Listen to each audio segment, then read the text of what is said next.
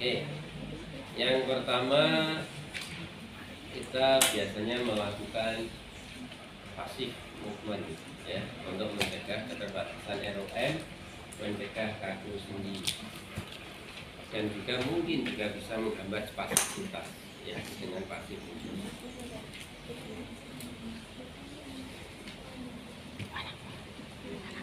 Nah, bagaimana kita melakukan pasif movement? Saya kira Anda sudah mendapatkan materi tentang terapi latihan dasar ya, mulai dari pasif, asisted, resisted, ya, yang manual, ya manual pasif movement, manual asisted, manual resisted.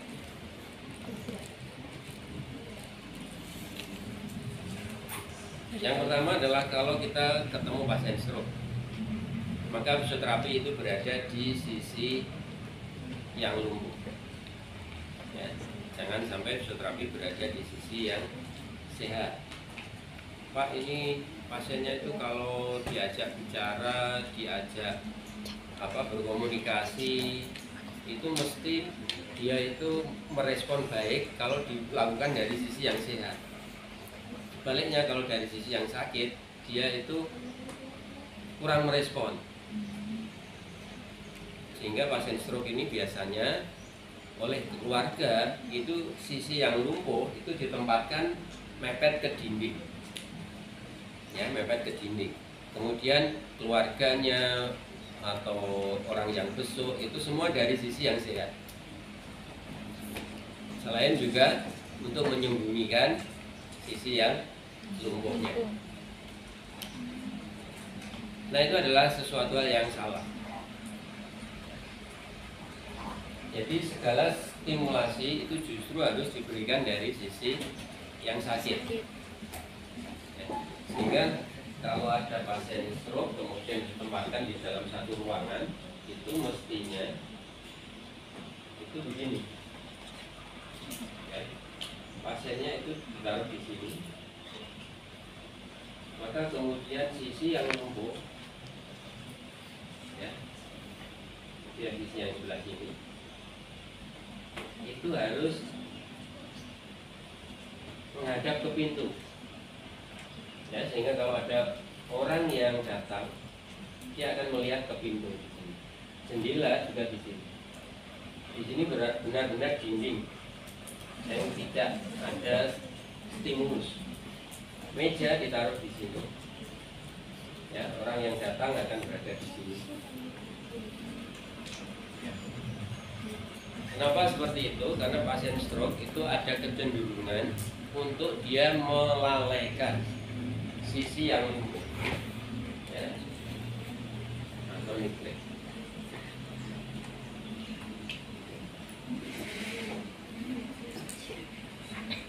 Melalaikan sisi yang lumpuh. Sehingga tadi yang saya katakan. Kalau diajak komunikasi, diajak bicara dari sisi yang lumpuh, dia tidak merespon dengan baik. Tapi kalau itu kemudian dituruti, maka neglect-nya akan semakin berat. Ya, neglect-nya akan semakin berat. Sehingga sisi yang lumpuh itu akan terlupakan. Ya, bahkan neglect yang berat itu, misalnya dia nanti toh sudah bisa berjalan, mungkin dia berjalannya akan seperti ini. Ini nggak dilihat sisi yang lumpuh. Dan kemudian hanya sekedar diseret begitu. Dia sudah merasa lengkap anggota tubuhnya dengan sisi yang sehat. Nah, itu tidak boleh terjadi, sehingga sejak dini stimulasi itu harus diberikan dari sisi yang sakit. Ya, termasuk juga meja di sini. Dia nggak bisa ngambil dengan sisi yang lumpuh, Pak. Tidak apa-apa, dia mengambil dengan sisi yang sehat di sini. Tapi kemudian dia mengambilnya kan mesti begini. Karena mejanya ditaruh di sini. Nah, begitu dia seperti ini, dia akan memperhatikan sisi tubuhnya yang sakit. Tapi kalau mejanya di sini, ngambilnya dia begini, ya sudah, ini semakin terlupakan. Ya, begitu juga orang yang datang ajak bicara itu di sini, stimulus di sini, ada cahaya dari luar di sini, sehingga dia akan menoleh. Nah, itu harus dilakukan. Oke. Yang pertama kita melakukan latihan gerak pasif. Ya. Ini saya harapkan semuanya bisa melakukannya ya, sederhana. Tapi Anda harus tahu prinsip-prinsip dari latihan tersebut. Yang pertama prinsipnya adalah Anda harus melakukannya dengan serius. Ya, saya tidak ingin fisioterapi itu melakukan passive movement itu seperti ini. Ya. Terlihat tidak serius. Ya. Kenapa enggak dilakukan dengan serius, misalnya seperti ini? Itu kan yang penting tujuannya terpenuhi.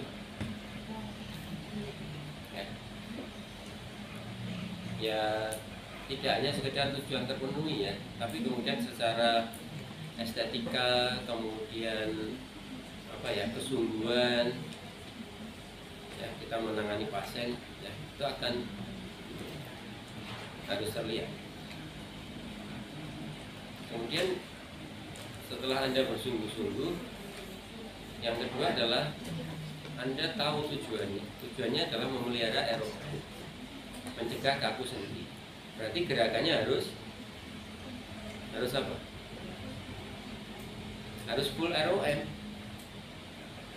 Ya, jangan sampai passive movement hanya begini. Itu tujuannya untuk apa ini? Ya harus full ROM.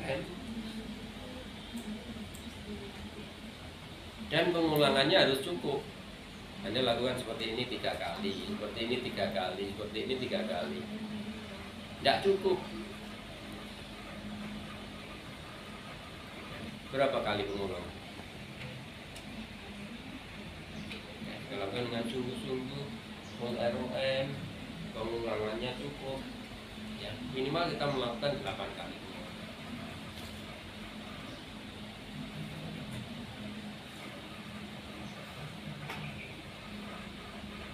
Terus kemudian apa lagi prinsip berikutnya, pasif.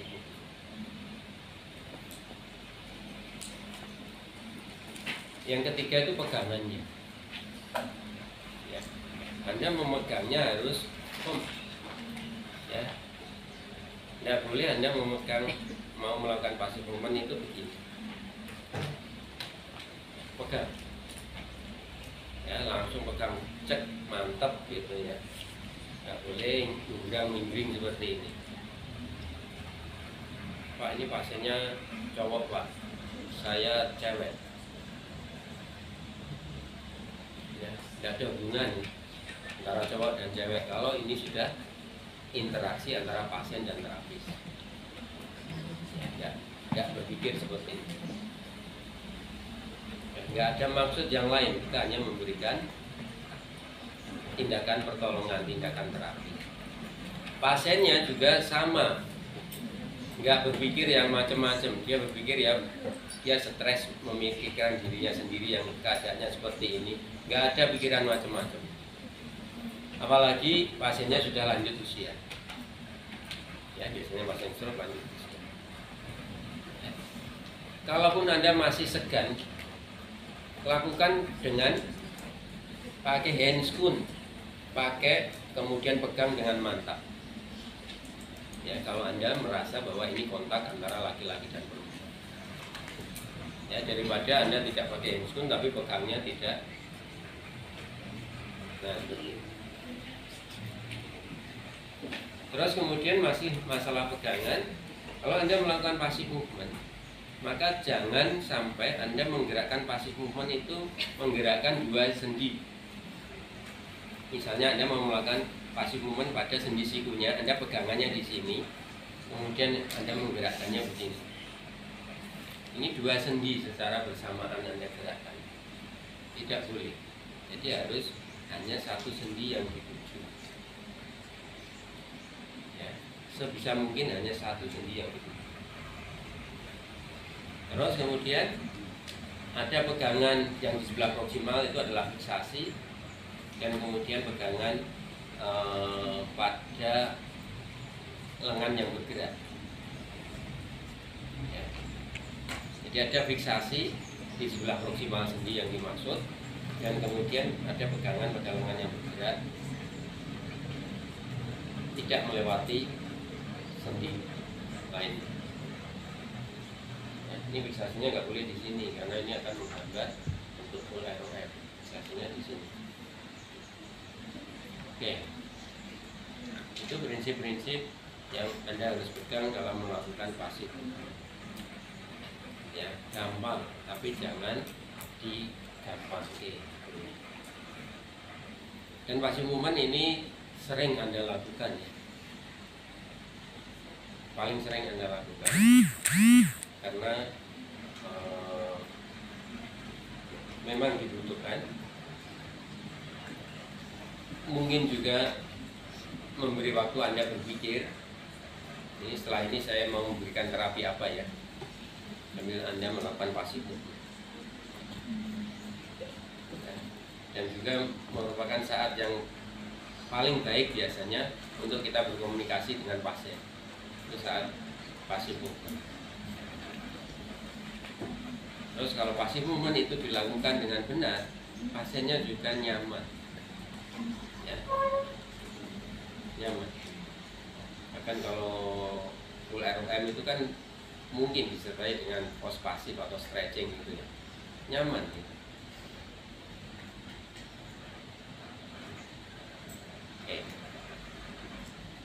Kemudian untuk pergelangan tangan juga begitu. Jangan sampai Anda memberikan pasif pada pergelangan tangan itu begini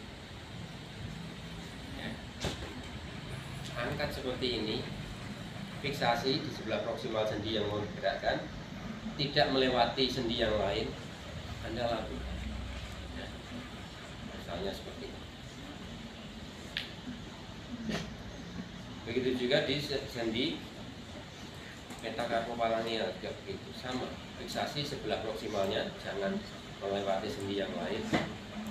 Kalau Anda mau gerakan secara massal, Anda melakukannya seperti ini.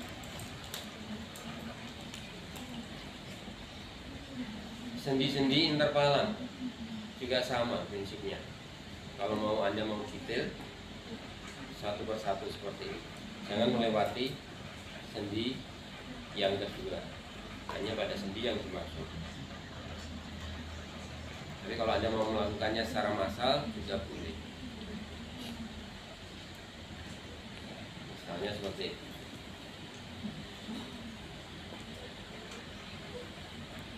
Nah, pasif movement pada pasien stroke yang penting untuk diperhatikan itu adalah pada shouldernya. Ya. Kenapa? Karena shoulder ini sering berkembang pada pasien stroke, itu terjadi shoulder pain ya. Sering terjadi subluxasi ya, pada shouldernya ini, yang mungkin saja penyebabnya adalah justru malah fisioterapis, karena dia melakukan gerakan pasifnya itu kemudian asal digerakkan pasif.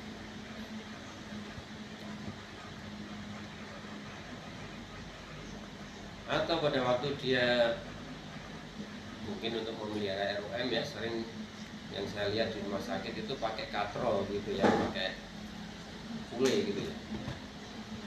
Jadi ini belum bisa memegang, ditali dengan elastik bindit pada ini pule seperti kerean gitu ya.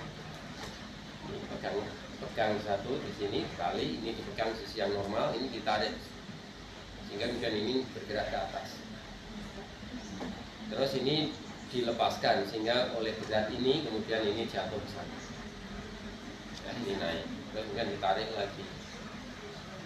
Nah, kadang-kadang satu sisi ini ada manfaatnya tetap ya. Tapi kalau ini kemudian tanpa ada apa ya, edukasi yang benar, ini justru akan menyebabkan shoulder pain. Ya, kemudian ditarik dengan kuat, seret, gitu. Terus kemudian dibiarkan ini jatuh, seret, kemudian ini naik, kemudian ditarik lagi. Nah, itu mungkin tujuan memelihara ROM, tapi kemudian bisa mengakibatkan shoulder pain. Nah, sehingga kemudian apa yang kita lakukan pada waktu kita melakukan passive movement pada daerah shoulder, ya kita melakukannya. Kalau ini kita tidak memperhatikan shouldernya ya, biasanya kita memberikan passive movement untuk shoulder itu kita bisa melakukannya seperti ini. Dan ini menghadap ke belakang ya, jangan menghadap ke depan. Kenapa? Karena kalau menghadap ke depan ini sudah ngunci. Kalau Anda paksa, nyeri, Anda mengakibatkan cedera pada bahu. Tapi kalau ini menghadap ke belakang, ini tuh masih bisa Anda paksa sampai. Nah, kalau ini kita tidak memperhatikan bahunya, kita bisa memberikan passive movement itu seperti ini. Pak, tadi prinsipnya ini harus difiksasi, tapi kok ini nggak dilakukan fiksasi, ya, karena kemudian kita direpotkan dengan ini. Mestinya kan kita memegangnya hanya di sini, tapi kalau kita hanya pegang di sini, nah sikunya jatuh, sehingga kemudian kita melakukannya seperti ini. Sehingga fiksasi di sini kita abaikan. Ya. Ini kalau kita melakukan passive movement biasa. Tapi khusus untuk pasien stroke, maka yang harus dilakukan adalah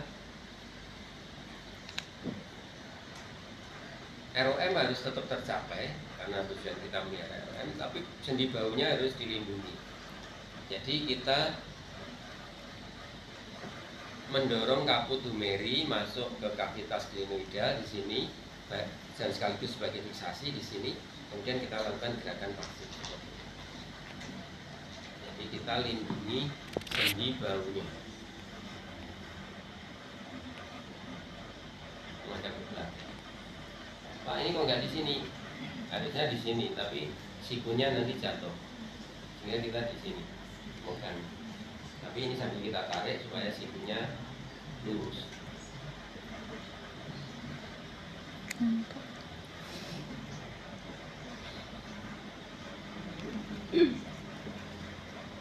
Ya.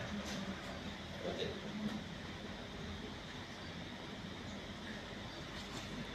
Kemudian gerakan pasif movement yang lain juga Anda harus lakukan dengan benar. Misalnya exo dan endorotasi. Saya masih melihat ada fisioterapi itu melakukan exo dan endorotasi pada lengan itu begini.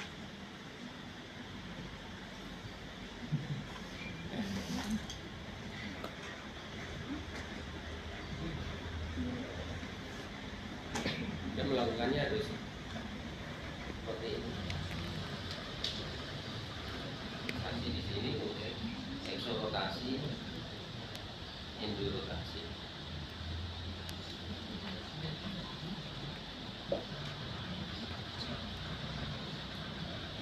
Atau mungkin di sini. Tapi kalau di sini ini endorotasinya kurang maksimal.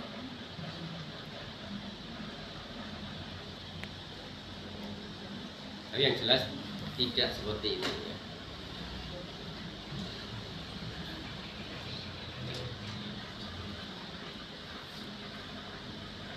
Tungkainya juga dilakukan passive movement.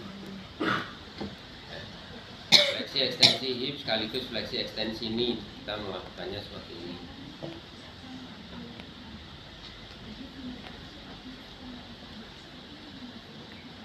Ini kita dorong dengan menggunakan berat badan. Dan ekstensi tangan kita berpindah ke belakang menyangga ini supaya jatuhnya soft gitu ya. Terus kemudian kita tekuk, tekuknya ini kita dorong ke atas seperti ini, kemudian kita pindah di sini, kita dorong.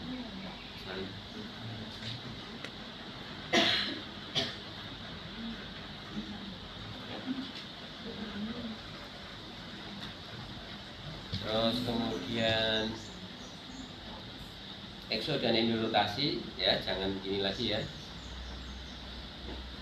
Kemudian Anda melakukannya seperti ini. Kalau pasiennya kecil, ringan, Anda boleh pegang seperti ini, kemudian Anda gerakkan ke sana atau gerakkan ke sana.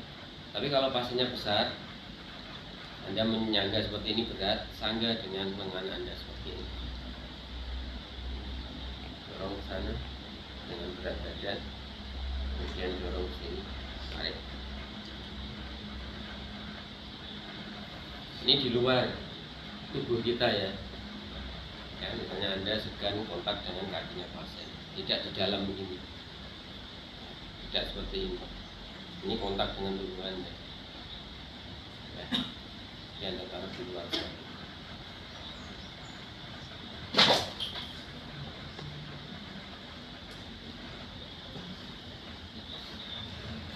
Oke. Semua gerakan ya.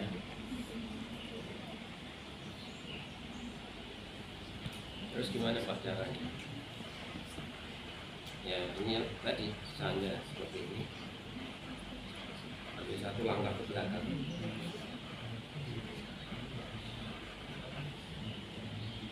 Sebetulnya passive movement itu yang penting tadi ya, full ROM-nya tercapai, pengulangannya cukup. Ya, tapi akan lebih bagus apabila dilakukan dengan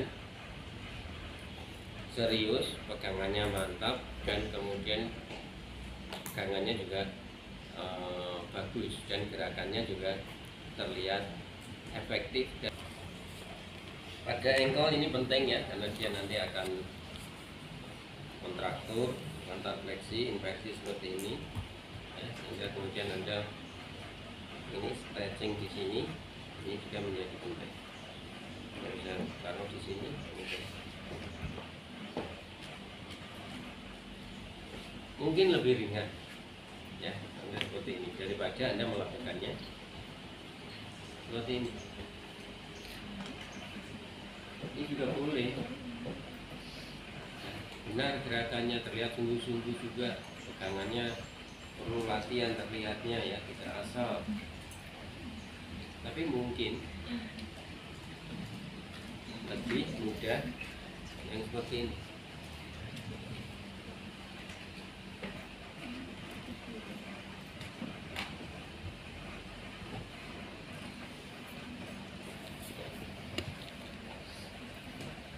Ini baru passive movement ya. Mungkin juga Anda bisa melakukan passive movement untuk relaksasi otot-ototnya yang mungkin spastik pada posisi seperti ini, atau nanti akan spastik dalam posisi seperti ini. Anda bisa mobilisasi pada metatarsalnya ya, metatarsal 1 dengan 2, sudah mobilisasi 2 dengan 3. Nah ini nyaman sekali.